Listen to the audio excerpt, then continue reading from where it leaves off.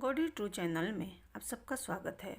माघ मास के गुप्त नवरात्रि की शुरुआत आज 10 फरवरी दिन शनिवार से शुरू हो चुकी है, जिसका समापन 18 फरवरी को होगा। हिंदू धर्म में गुप्त नवरात्रि का उतना ही महत्व है जितना दूसरी नवरात्रि का है। साल में 4 बार नवरात्रि मनाई जाती है, जिसमें एक चैत्र नवरात्रि और दूसरा शारदीय नवरात्रि के नाम से प्रसिद्ध है तथा शेष 2 गुप्त नवरात्रि होती है, जो एक आषाढ़ मास में मनाई जाती है और दूसरा माघ मास के शुक्ल पक्ष की प्रतिपदा तिथि से नवमी तक गुप्त नवरात्रि मनाई जाती है। गुप्त नवरात्रि को गुप्त साधना और विद्याओं की सिद्धि के लिए महत्वपूर्ण माना जाता है।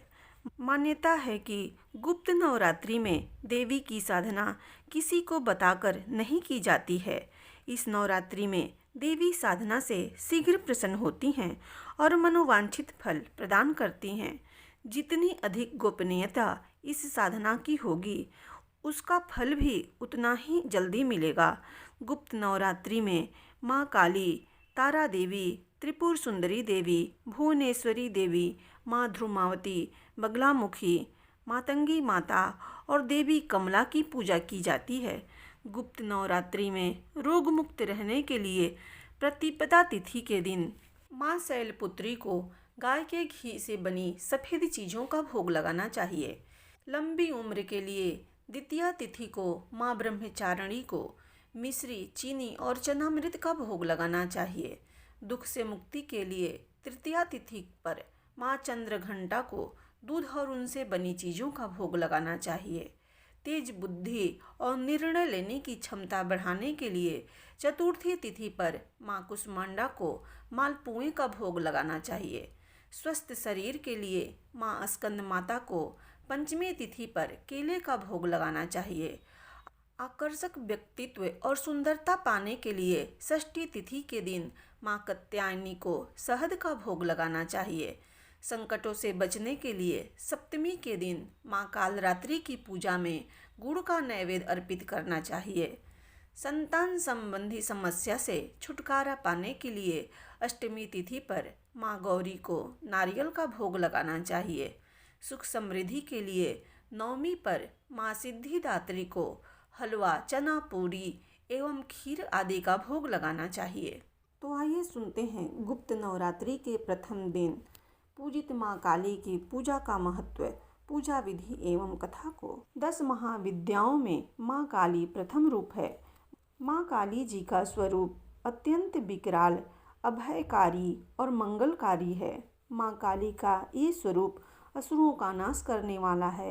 यदि कोई व्यक्ति गुप्त नवरात्रि के दौरान माँ काली की पूजा करता है तो उसके ऊपर सामने आसुरी शक्तियों का कोई असर नहीं होता है। माँ काली की पूजा करने वाले व्यक्ति को रूप, यश, जय की प्राप्ति होती है।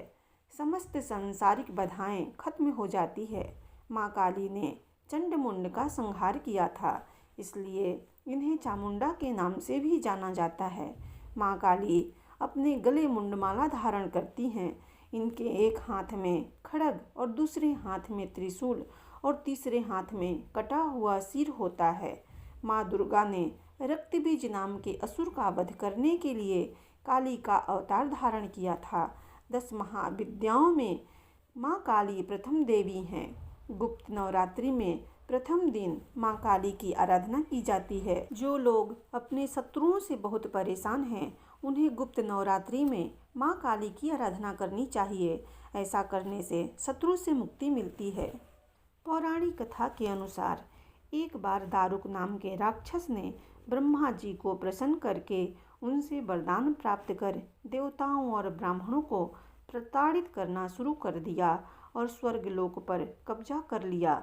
जिसके बाद सभी देवता भगवान विष्णु और ब्रह्मा जी के पास गए।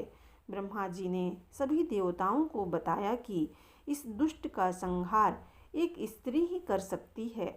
जिसके बाद सभी देवता भगवान शिव के पास गए और उन्होंने भगवान शिव को सभी बात बताई। जिसके बाद भगवान शिव ने माता पार्वती की ओर देखा।